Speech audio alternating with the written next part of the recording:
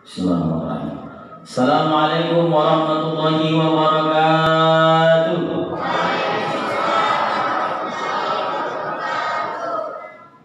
Alhamdulillahilladzi satarul qahhar alladzi khalaqas samawati wal ardh muqaddaril aqdar musarrifil umur mukawwiril layli 'ala an-nahar tabsiratan li dawil qulubi wal absar. Asyhadu an la ilaha illallah wahdahu la syarika lah wa asyhadu anna sayyidana Muhammadan 'abduhu wa rasuluhu la nabiyya ba'da. Allahumma shalli 'ala sayyidina Muhammad wa 'ala ali sayyidina Muhammad. Bapak Ibu dimuliakan Allah Subhanahu wa taala, alhamdulillah malam hari ini kita telah sampai ke malam yang 15. Berarti mulai besok malam kita masuk ke 15 malam yang terakhir. Insya Allah mudah-mudahan sampai kepada kita. Amin. Apa kabar ibu-ibu, sehat?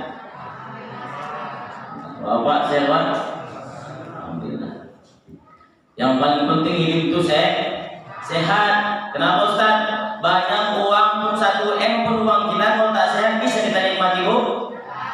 Pak, kalau banyak uang 1M bisa dinikmati? Apalagi kalau banyak-banyak uang tak disedekahkan. Uang itu di bank 1M, meninggal suami, siapa yang menikmati? Istri. Ya. Kalau istri yang megang uang, ibu megang uang 500 juta, ibu meninggal, siapa yang ambil uang? Istri baru. Udah terbaca nih ibu-ibu nih, istri baru. Kaya nampaknya. Maka ibu-ibu jangan pelit sedekah, Bu. Jangan pelit sedekah. Mana ibu pilih sama istri baru atau sedekah? Sedekah. Besok uang hilang semua di ATM. Dek, mana uang yang 500 juta dek? Kata apa? Dan sedekahkan bang. Kenapa? Jangan nikah lagi, ini baru. Apabila Allah SWT, maka bersyukur kepada Allah. Alhamdulillah malam hari ini Allah masih berikan kita umur, Allah masih berikan kita nikmat hidup. Kenapa Ustaz? Beberapa waktu yang lalu sahabat-sahabat saudara-saudara kita dari Angkatan Laut yang tenggelam di Nanggala 402 itu, mereka tak bisa jumpa lagi dengan anaknya, mereka tak jumpa lagi dengan istrinya, Bu. Kemana mereka Ustaz? Telah pulang menghadap Allah SWT. Kita doakan mudah-mudahan mereka syahid, Pak. Amin. Insyaallah. Kenapa Ustaz? Maka bersyukur. Sebenarnya Bapak Ibu, andailah manusia ini bisa mensyukuri setiap hari nikmat yang Allah berikan, nikmat hidup ini, mereka pasti jadi orang baik. Yang jadi masalah, dia merasa hidup selamanya. Andai setiap hari besok bangun pagi, ya Allah, aku besok hidup lagi tidak? Ya Allah, aku besok hidup lagi tidak? Maka bersyukur. Bersyukur pada Allah, hidup ini lubangnya masih ke bawah. Andai setiap orang buat dosa hidupnya berubah jadi ke atas lubangnya, masalah tidak, Bu? Masalah, apalagi datang hujan, selesai. Selesai. Maka nikmat yang paling besar itu, sehingga dalam Al-Quran itu banyak Allah sampaikan, qalilan ma tashkurun, sedikit orang yang bersyukur. Apa kata setan? Jadi setan dalam Al-Quran, wala tajidu aktsarahum syakirin. Ya Allah, engkau tidak akan mendapati nanti hambamu banyak yang bersyukur. Mereka pasti akan banyak yang kufur. Maka hadirin Allah SWT, bersyukur kepada Allah. Alhamdulillah. Mudah-mudahan dengan terus bersyukur, nikmat itu datang semakin banyak. Amin ya rabbal. Salawat kepada Rasulullah dan mengucapkan Allahumma salli ala sayyidina Muhammad wa ala ali sayyidina Muhammad. Sekali lagi saya selalu sampaikan, andai sholat kita ibu belum bisa menjamin kita masuk surga, andai zikir kita masih sedikit, andai ibadah-ibadah kita ini masih ragu kita diterima Allah atau tidak, ada tetap yang akan diterima Allah. Apa itu Ustaz? Sholat. Kalau pahala sholat kita masih bermasalah, banyak-banyak sholawat. Kenapa Ustaz?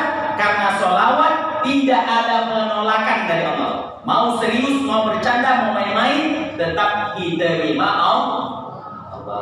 Tapi kalau zikir tak bisa main-main, sholat tak bisa main-main, tak bisa main-main, baca Quran bisa main-main, dosa.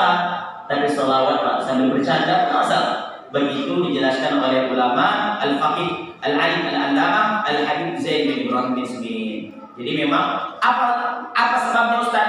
Ikraman li Muhammadin, memuliakan Nabi Muhammad. Bukan menuhankan Nabi Muhammad. Allah memuliakan Nabi Muhammad. Maka terus bersolawat, insyaallah mudah-mudahan keberkahan datang.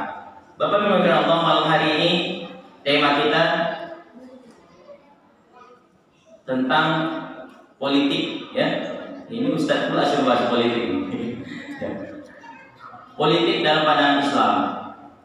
Kalau cerita politik nih Pak, sebenarnya saya ini lebih muda, lebih senior bapak-bapak yang di depan ini. Politik nih Bapak Ibu, jangankan orang yang gelarnya profesor doktor, pergi ke warung kopi tiap pagi, orang itu paling hatam. Dia hatam semua itu masalah politik.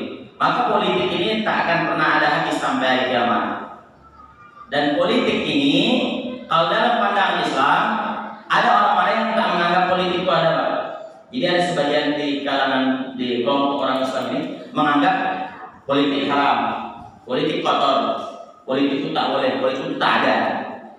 Tapi sebagian lagi ada yang mengatakan kalau ingin berdakwah secara merata, secara umum, maka dakwah dengan politik ini ternyata jauh lebih cepat efeknya daripada ustadz.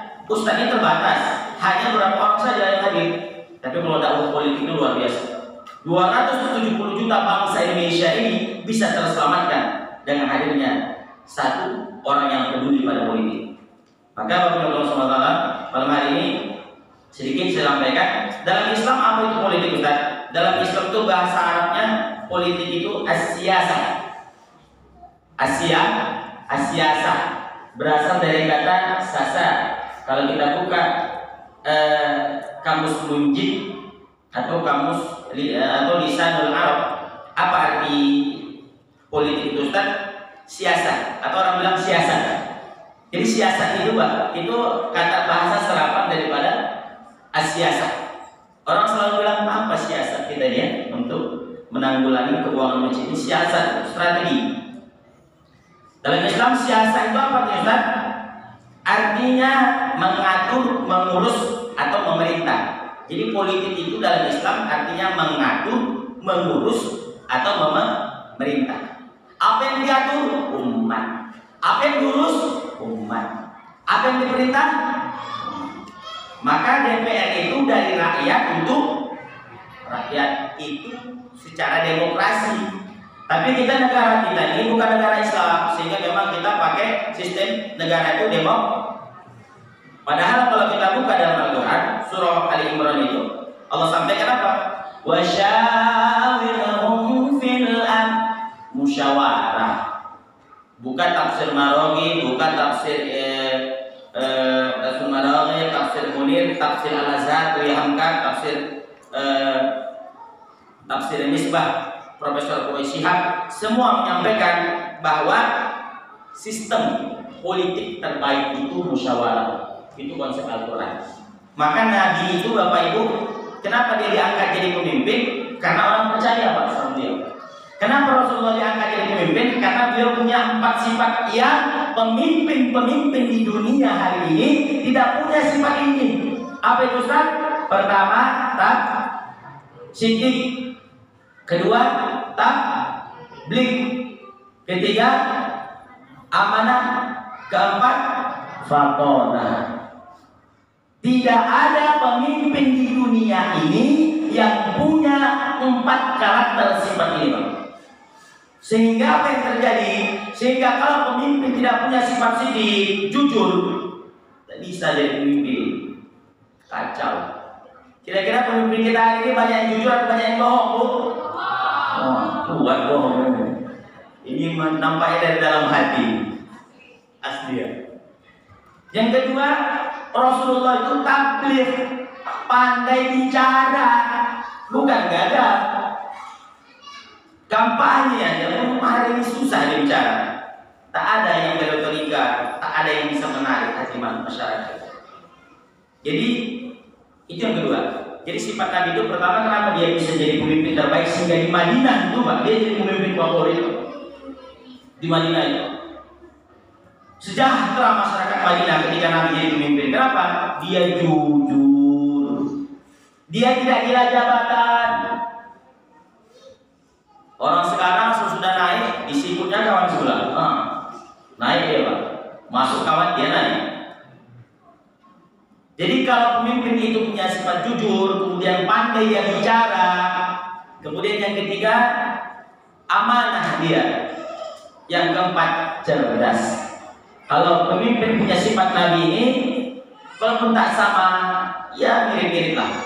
Harus punya yang empat nih, baru bisa jadi pemimpin yang baik. Sehingga efeknya, dampak politiknya untuk umat Islam ini terjaga. Maka hari ini Bapak Ibu Allah SWT, saya dulu aktif jadi trainer. Ketika saya masuk ke beberapa provinsi di Indonesia, masuk ke Papua, saya masuk ke Raja Ampat, Papua Barat. Di sana itu Pak, nasi bungkus itu 50.000. 2018 saya di sana Pak, nasi bungkus 50.000, mahal betul. Nasi bungkus 50.000. Nyebrang ke Raja Ampat itu dari pelabuhan, kita nyebrang lagi ke Raja Ampat itu bayar lagi. Lebih kurang 1 atau 2 juta nyebrang. Kalau ada orang dalam, selesai. Alhamdulillah bisa murah. Politik. Apa Ustaz dapat Ustaz? Banyaknya kesenjangan-kesenjangan yang terjadi di negeri kita ini. Sehingga Bapak Ibu Allah SWT terjadi gejolak. Kata kawan saya Pak, ternyata Belanda itu tidak lebih besar daripada Pekanbaru. Belanda itu tidak lebih besar dari Pekanbaru ini. Jadi mengurusnya murah, gampang. Kenapa? Kecil ternyata. Belanda itu negara, tapi luasnya tak besar dari Pekanbaru. Sehingga memang pengurus itu luar biasa. Untuk mengurusinya itu gampang. Indonesia berapa pulau kita Bu? 17.000 pulau, 270 juta jiwa. Bahasa ribuan bahasa. Provinsi 34 provinsi. Itu mau diurus memang kurang efektif. Logikanya Pak, ada ibu-ibu di sini guru Bu? Ada guru Bu? Ada ya? Yang guru satu kelas itu berapa efektifnya diurusin? 20, 40 itu udah kewalahan itu. Itu sudah tidak efektif itu. Itu sudah sekolah-sekolah negeri yang pelosok-pelosok itu biasanya. Kalau 40. Kalau sekolah-sekolah ini biasanya ya 15 ke 25. Itu udah efektif. Bayangkan ibu ngajar di kelas itu muridnya 100 satu kelas. Bisa efektif diurus? Tidak, payah. Jadi memang, tapi tetap dipaksakan karena memang keadaan yang sangat tidak memungkinkan. Jadi Bapak Ibu Allah SWT, kembali kita ke kajian kita bahwa Rasul sendiri itu jadi pemimpin, dia disenangi. Kenapa? Karena dia punya sifat jujur, kemudian dia mengutamakan kebenaran. Dalam bertindak itu yang diutamakan kejujuran dan kebenaran. Menegakkan hukum, dia adil. Dia tidak tebang pilih. Artis pesta dia datang. Artis pesta dia datang. Ulama maulid dipenjarakan. Pemimpin datang bagi-bagi uang, ramai orang, tak ada prokes di sana, tak ada masalah. Jadi yang masalah di mana Ustaz? Rusaknya iman, rusaknya 4 sifat tadi tak ada. Saya mengkritik sejak 2015, saya memang senang sekali bahasan-bahasa ini, memang gawe-gawe saya. Tahun 2016 itu lebih kurang 7 juta pengangguran kita di Indonesia. Hari ini pengangguran hampir 10 juta seluruh Indonesia. terdiri dari lulusan S1, S2, SMA, SMK, SD, SMP. Di Riau lebih kurang sekitar 7.000 jiwa.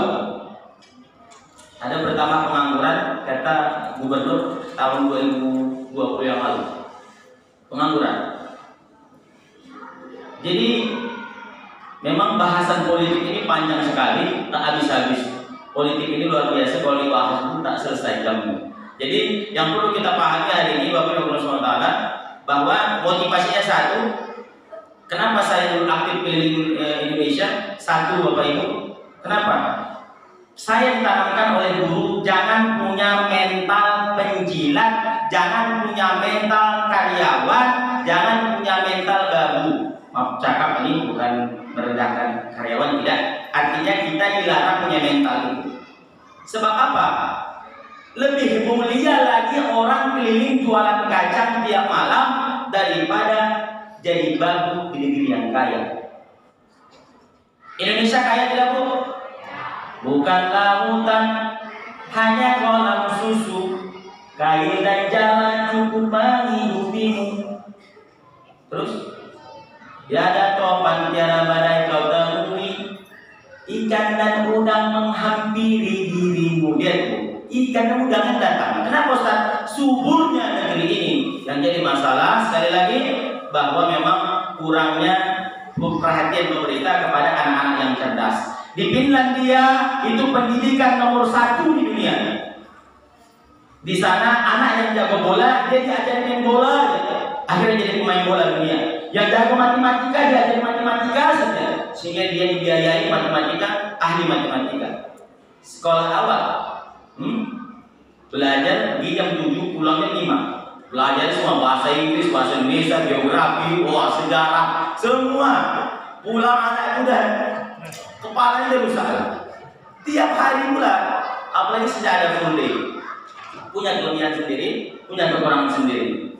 Jadi Bapak Ibu Allah SWT, sedang ulama-ulama dulu Pak, dia punya keahlian. Imam Syafi'i itu ahli dalam bidang hadis, ahli dalam bidang fikih. Tak semua Pak dipelajari. Imam Ghazali ahli dalam bidang tasawuf. Imam Syafi'i ngerti tidak dia tasawuf? Mengerti tasawuf Pak, tapi dia tidak mendalami tasawuf. Imam Ghazali ngerti dia tidak fikih, mengerti, tapi dia tidak mendalami fikih satu-satu.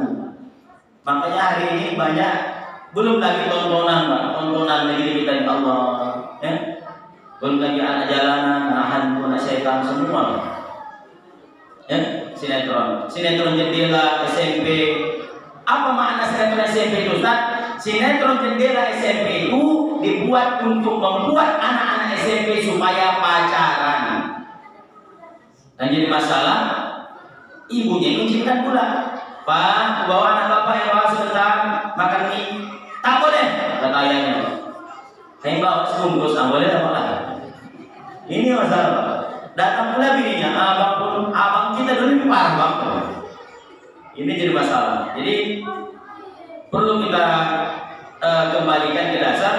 Bagaimana caranya Ustaz supaya kita ini tak masuk ke dalam pemimpinan zalim ini? Bahwa satu, ibu nanti pemilu kembali ke pemilu.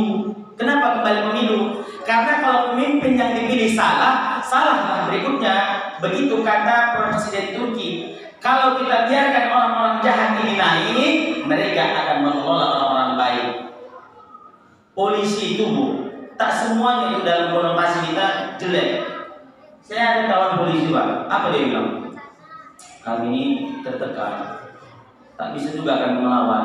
Anak kami butuh makan, istri butuh makan. Melawan ini pecat, kamu cari kerja apa? Akhirnya apa? Akhirnya dia terpaksa ikut yang zalim-zalim itu. Sebenarnya hakim yang hari menyidang Habib Rizik itu sudah tak bisa menjawab. Karena jelas-jelas pemimpin sendiri hadir dalam kerumunan, dia tak bisa jawab. Tapi tetap dipaksakan gimana caranya Habib Rizik ini mati, Habib Rizik hilang. Itu disampaikan langsung oleh Profesor Muhammad Katsir, tokoh Minangkabau dalam bukunya Islam nih kalau bicara sholat dibiarkan, tak usah ganggu sholat, aja mereka sholat itu. Islam bicara ekonomi tak boleh, kita harus ganggu mereka. Islam bicara politik, kita bunuh ke akar-akarnya. Tak boleh. Sebab apa? Sebab kebangkitan Islam itu tidak sholatnya bagus, politik ekonominya bagus, politiknya bagus. Maka lihat hari ini orang Islam kalau politik akhirnya seperti jijik, Pak. Lihat politik. Kenapa? Ditanamkan mereka ke kepala kita supaya jauh dari politik, jauh dari politik. Anak-anak kita pun apa jadi ada di kepala orang tuanya? Nah, nanti jadi PNS ya, nak. Nah, nanti kamu jadi guru aja ya, nak. Terlalu kecil. Kenapa? Karena orang tua sudah tersugesti supaya anaknya jadi guru aja. Boleh kita jadi guru, silakan boleh. Tapi coba, saya punya anak 2 tahun itu dari dalam grup saya bilang, nak, kamu jadi pemimpin, nak. Jadi pemimpin, nak. Jadi pemimpin. Kenapa? Satu doa pemimpin yang adil bisa menyelamatkan jutaan umat manusia. 3, salah satu dakwah kata Nabi, 3 orang yang doanya tidak kami tolak. 1, al-imamun adil, pemimpin yang adil. 2, orang yang puasa sampai berbuka. 3, dakwatul madlum, doa orang yang teraniaya. Maka kalau ibu merasa teraniaya, doalah. Kalau merasa teraniaya, insya Allah makbul. Ya bu, doakan aja bapak itu setia sampai mati. Bapak ibu Allah SWT, maka itu jadi perhatian hari ini. Jadi memang cara merusak Islam itu janji Allah dalam Al-Quran itu, janji orang Yahudi itu sudah jelas bahwa walan tardu anil yahud, orang Yahudi tidak akan pernah ridho dalam orang Islam sampai kapanpun, dia akan terus merusak. Maka kembalikan nanti ketika pemilu, pilihlah pemimpin yang dekat kepada ulama, bukan ulama yang dekat pada pemimpin. Pegang cakap saya ibu, pilihlah pemimpin yang mendekati ulama, bukan ulama yang mendekati. Kalau ulama yang dekati pemimpin, berarti ada tanda kutip besok yang mana dapat jabatan jadi menteri agama, ya, menteri agama. Dan kata mereka hari ini takbiran tak boleh, takbiran tak ada tuntunan dalam agama Islam. Inilah kalau sudah betul kata Nabi dalam kitab hadis, idza usnida al-amru ila ghairi ahlihi. Kalau satu urusan agama, kalau satu urusan diberikan kepada orang yang bukan ahli, pantahir sa'ah, maka tunggulah kehancurannya. Menteri agama dari kemarin-kemarin ada yang dibolehkannya bencong oleh LGBT. Jadi udah boleh pula hari ini. Apa yang udah boleh Ustaz? Di Secapil pusat sedang mengurus KTP bencong. Iya, boleh dibuka di internet. Yang dulu sih bencong, sementara Belangko katanya kosong. Banyak ibu-ibu hari ini rakyat kita belum punya KTP, betul bu? Bencong Belangko dulu sih. Bencong yang diarahkan itu banyak. Kalau kita pulang malam, abang, aduh, saya agak keburu. Kalau kita pulang dari Mumbai, Pak, jam 1, saya pulang sholawatan jam 1, jam 2 dari Mumbai. Lewat kita arahkan itu, bang, aduh, saya langsung lari 100 saja. Saya ditangkap itu abang lah, bahaya. Hati-hati bapak lewat sana ada. Tapi Ramadan ini kayak gini. Dulu Pak, masa ada EPI tak berani di sana Pak. Kawan saya banyak EPI dulu. Dulu masa ada EPI. Itu kalau sudah dapat EPI dengan seragam itu lari masuk panen, masuk got itu baru bencong. Ini bencong pula mau lulus KTP. Sementara banyak masyarakat yang belum selesai KTP-nya. Jadi Bapak Ibu Allah SWT, ini kalau bahas politik ini tak ada habisnya memang. Nanti tak usuk pula kita sholatnya.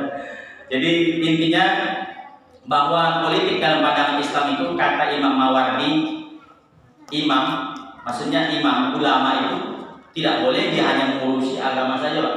Dia wajib mengurusi masyarakat juga. Jadi dalam pandangan Islam itu imam itu bukan hanya, makanya imam sholat itu kalau imam di paripurna dia imam sholat, dia imam mengajari ngaji, dia imam juga nanti di masyarakat sholat mayat dan lain sebagainya, imam.